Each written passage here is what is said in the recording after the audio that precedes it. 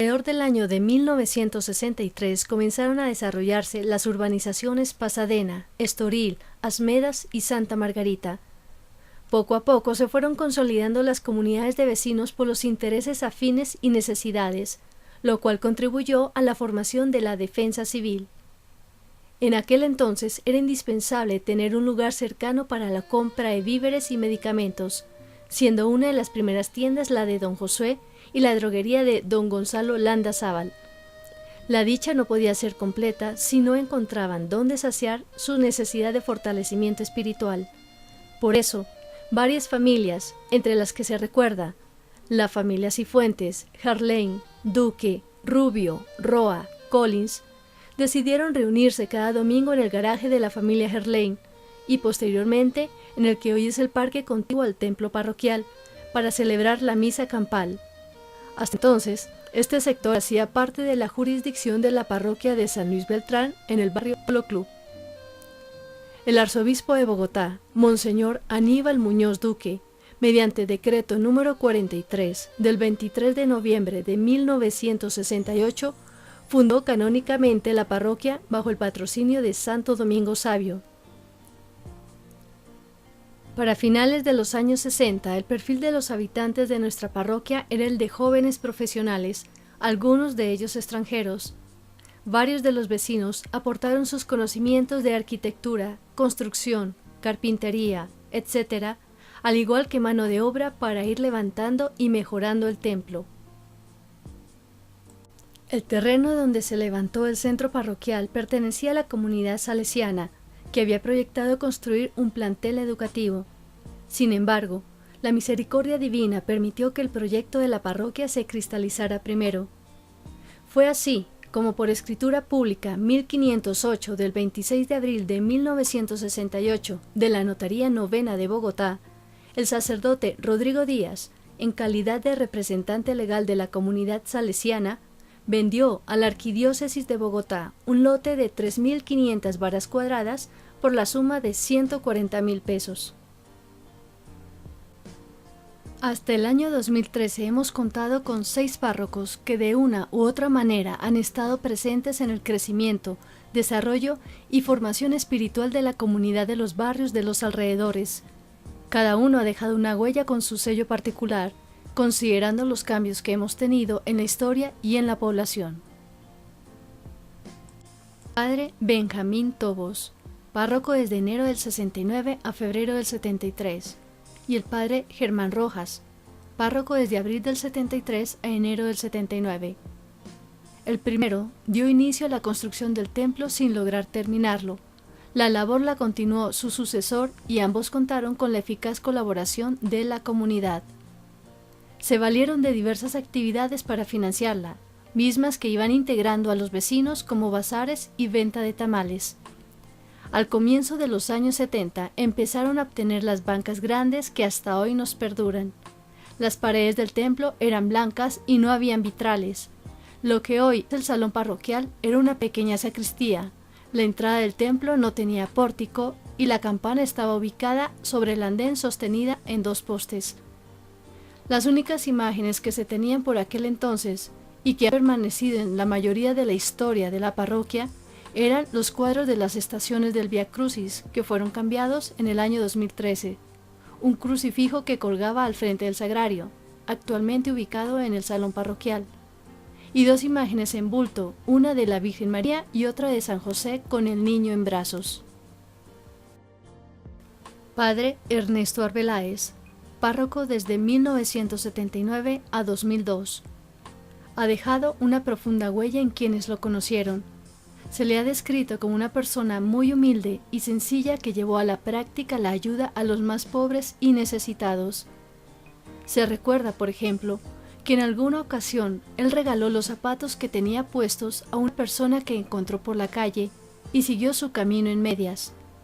Era frecuente en él que obsequiara los presentes que la feligresía le hacía, porque siempre había alguien con grandes necesidades y que para él no podía pasar desapercibido. Conocía a las familias del lugar y regalaba dulces a los niños. Sus homilías, escritas de su puño y letra, eran muy profundas, hasta el punto de que varios le pidieron que se las regalaran. En el año de 1980, el padre Arbeláez inició la suscripción de las personas interesadas que quisieran hacer donaciones para la compra de los vitrales de la parroquia, el cobertizo de la entrada y la obra de la espadaña en donde hoy se encuentra la campana, pues siguiendo los consejos del arquitecto Max Grossman, las proporciones del templo no permitían la construcción de un campanario como tal. El 9 de septiembre de 1984 se inauguró la estatua de Santo Domingo Sabio que se encuentra a la entrada del templo. La obra fue realizada por el maestro Enrique Murillo y la ceremonia fue presidida por el padre Jaime Rodríguez, sacerdote salesiano. En el año de 1985 se iniciaron las obras del parqueadero. El padre Arbeláez realizaba procesiones cortas por una de las calles de Pasadena. Apoyaba a la Sociedad de San Vicente de Paúl, a la Asociación María Santificadora y al Grupo de Oración de Santo Domingo Sabio. Sorprendía a los asistentes durante sus Eucaristías con los intempestivos cambios en el tono de su voz. Melómano impresionante, a pesar de su sordera, tenía una colección de aparatos, todos ellos relacionados con el sonido, que iniciaban desde los rollos y cajas de música del siglo XVIII hasta los reproductores de CD. Su conocimiento de la música era amplio, llegando incluso a colaborar en un programa de radio. El padre Arbeláez murió el 13 de septiembre del 2008. El periodista Gustavo Gómez, de Caracol Radio, le rindió un homenaje al que tituló La muerte de un hombre bueno, obituario del sacerdote Ernesto Arbeláez, fallecido este fin de semana en Transmilenio. El padre Ernesto Arbeláez López era un hombre rico. Murió este fin de semana mientras se movía de un lado a otro de Bogotá en uno de sus finísimos vehículos, y tenía muchos, muchísimos, y de las mejores marcas. Lo conocí hace 20 y tantos años. Llegó como párroco a mi barrio, a la iglesia de Santo Domingo Sabio, entre Pasadena y Santa Margarita, en Bogotá. Vino a reemplazar a un padrecito bajito, monito y rasgadito y vivito. La Defensa Civil del barrio, con todos los esfuerzos del mundo, había comprado un carrito para la parroquia, y cuando la curia le ordenó dejar la feligresía a Ernesto Arbeláez, el padrecito bajito, monito y rasgadito y vivito se fue muy tieso, muy majo, manejando el carro. Nunca lo volvimos a ver, ni a él, ni por supuesto al carro. De ahí en adelante y por mucho tiempo, todo el tiempo, vimos a Ernesto Arbeláez, el ubicuo. Estaba con los niños, estaba con las viudas, estaba con los jóvenes, estaba con las del grupo de oración, estaba con los enfermos, estaba con los pobres vergonzantes y con los vergonzosamente pobres. Estaba con cualquiera que lo necesitara.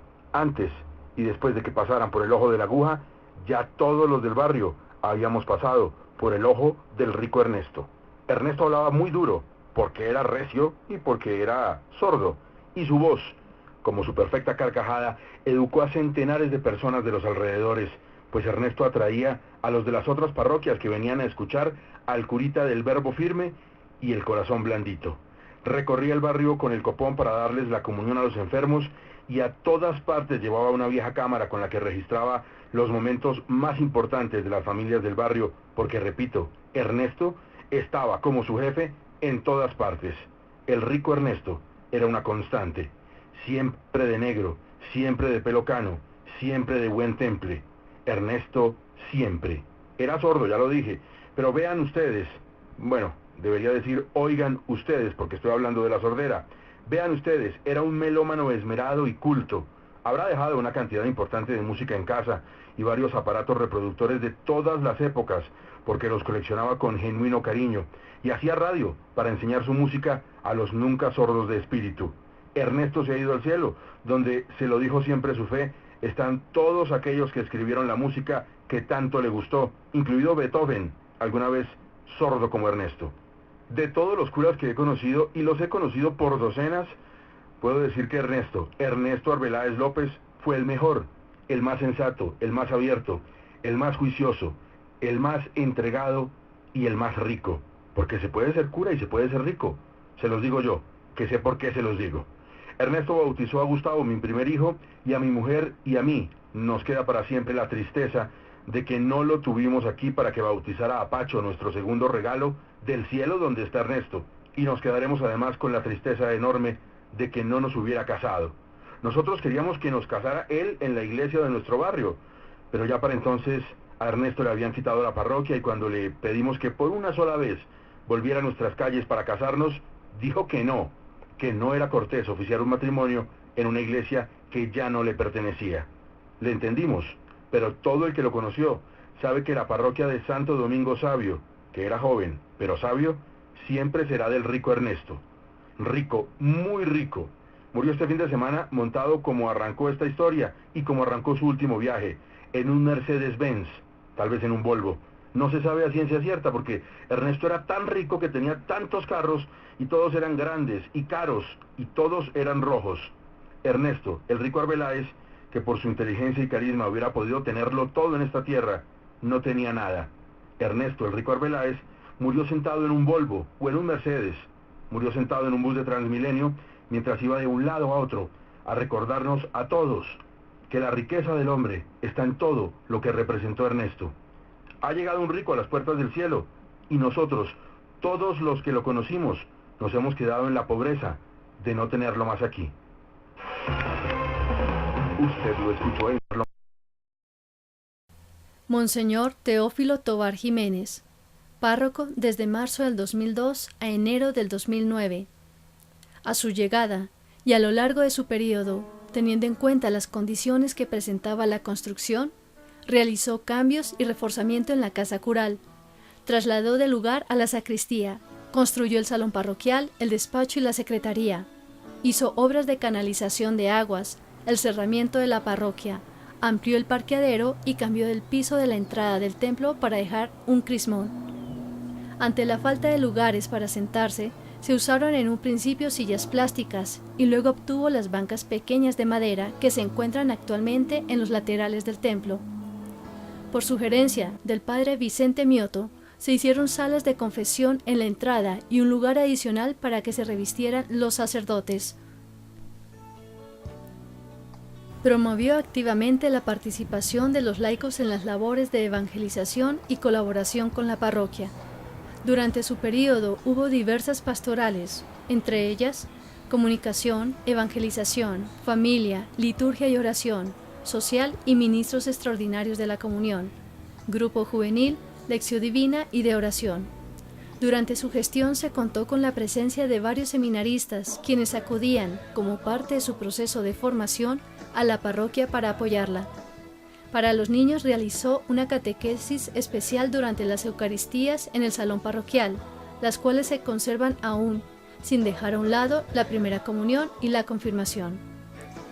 También animó a la comunidad para que con el canto hiciera parte de las Eucaristías, valiéndose de la creación de los cancioneros, y usó el videobin para diferentes actos litúrgicos, manifestaciones piadosas, charlas y conferencias. En la parroquia donde fui he cogido con mucho cariño por la gente porque es una comunidad muy amable, una comunidad de personas de esa comunidad, de ese barrio son muy atentos, muy abiertos, también muy disponibles y se trabajó con mucho empeño con la comunidad, realmente muy gratamente pasé esos años allá en la parroquia de Santo Domingo Sabio.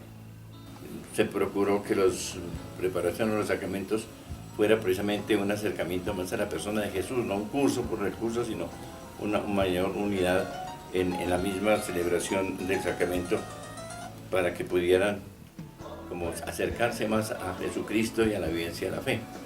Y eso llevaba a que entonces se insistiera en la parte de la comunidad, porque el Evangelio es el anuncio de Jesucristo que lleva a formar comunidades. Eso fue también la otra parte que se insistió, como está en el plan global, y por eso el énfasis en la parroquia como comunidad. Y buscamos porque hubo mucha participación de los laicos, ellos mismos dirigían los cursos bíblicos, ellos eran ministros de la comunión, de la pastoral de la salud, de participación en eventos que había, por ejemplo, el bazar, que unía mucho a las familias porque era como una reunión de toda la comunidad, porque con ellos se hizo también otras celebraciones, muchas veces con motivo de Semana Santa, de la Navidad, siempre en la búsqueda de fortalecer la comunidad, y creo que fue una respuesta muy grata esa búsqueda de construir comunidad y de vivir ese sentido de comunidad y de participación de todos. Y desde ahí, entonces, poder hacer que el Evangelio anunciado, vivido en la comunidad, se proyectara al bien de los más necesitados, una proyección social. No digamos pastoral social como tal, sino ya buscando otro sentido, la dimensión social de la fe.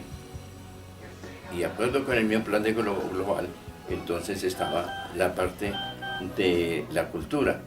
Y entonces también a nivel de la cultura se buscó ya comenzar a ingresar un poco en ese campo a través de las cuestiones tecnológicas, la página web, para llevar el mensaje.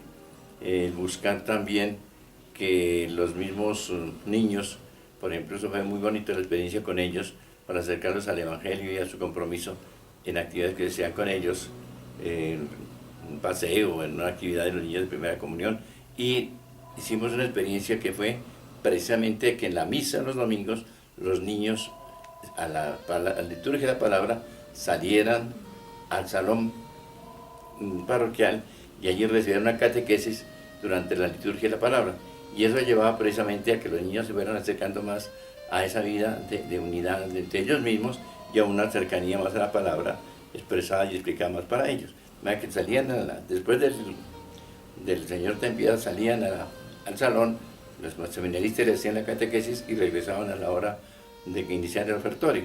Esa fue una experiencia que fue muy hermosa para los niños y también para los papás, que entonces se acercaban como con más gusto a la misa con sus hijos, sabiendo que iban a estar atendidos especialmente. Su manera de corregir y llamar al cambio en la vida de los fieles era viendo las cosas en positivo, de tal manera que la corrección fraterna era siempre edificante. Literalmente, hizo de la casa cural una casa de puertas abiertas.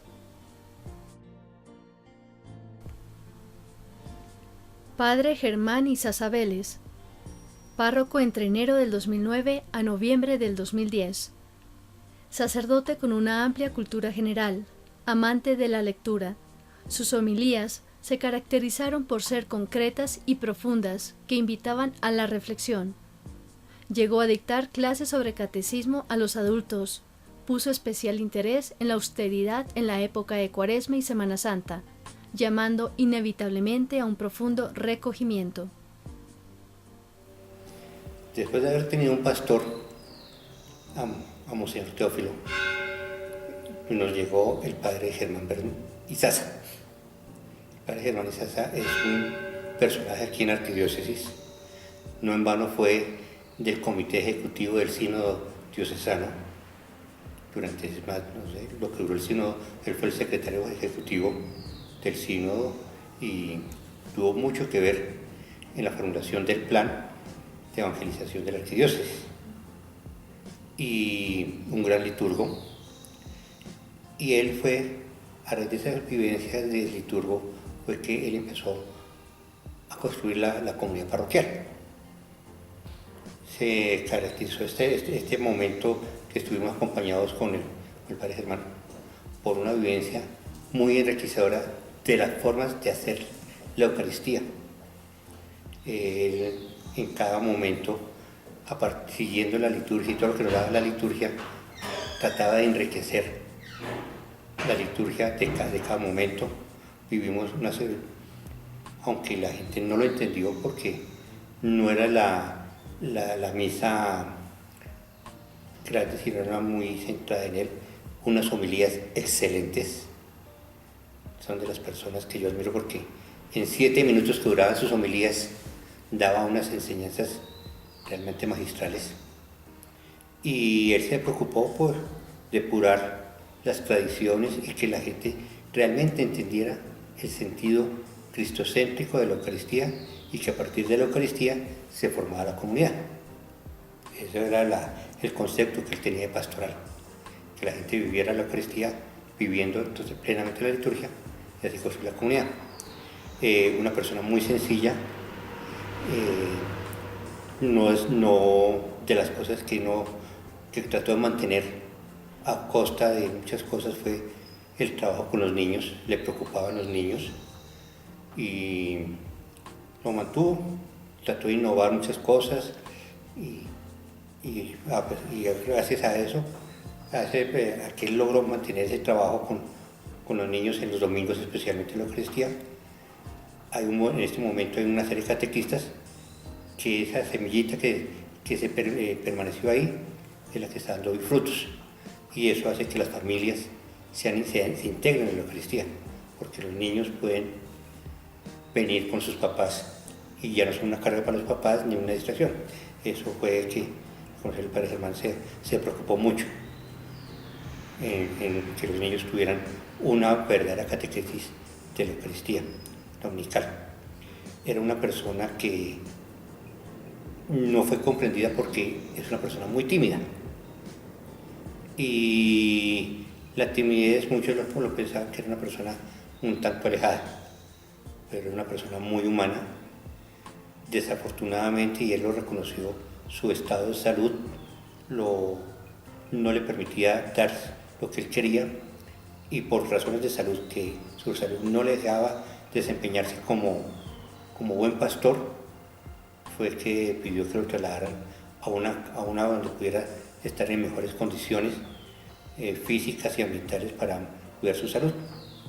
Tan es así que, a pesar de estar en las mejores condiciones ambientales, su salud ha decaído mucho.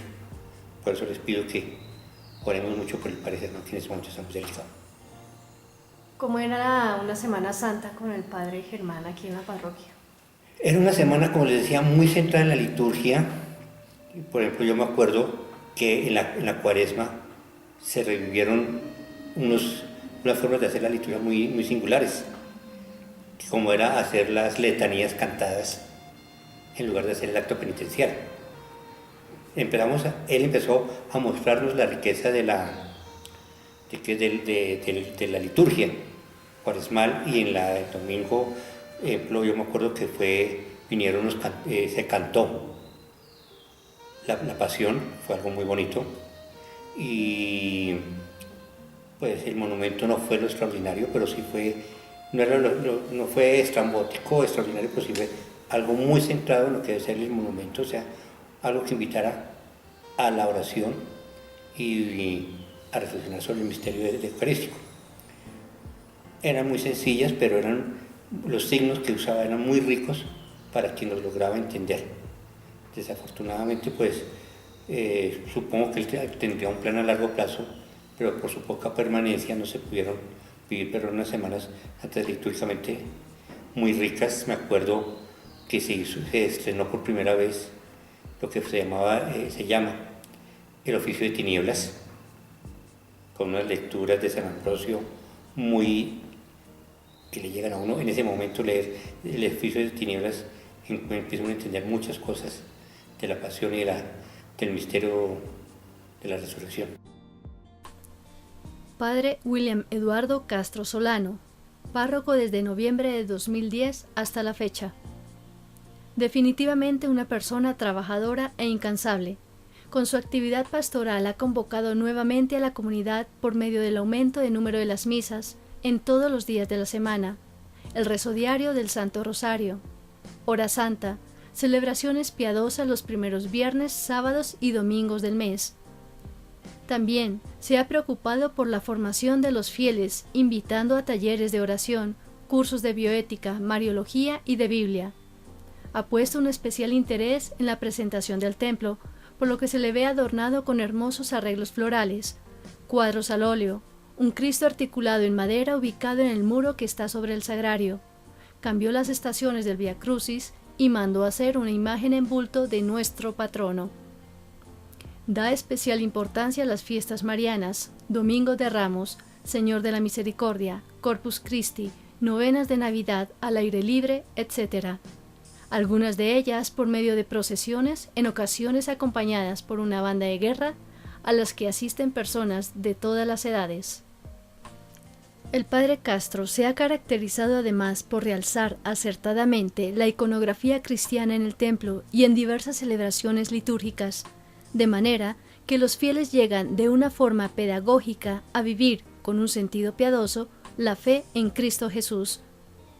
Hace constantes invitaciones y llamados para el auxilio de los necesitados de la parroquia, sea por medio de donaciones o ayudas en especie. En cuanto a la construcción, se ha esmerado en hacer reparaciones y mejoras necesarias en la casa cural y en el templo. La comunidad de Santo Domingo Sabio ha sido afortunada con cada uno de sus pastores.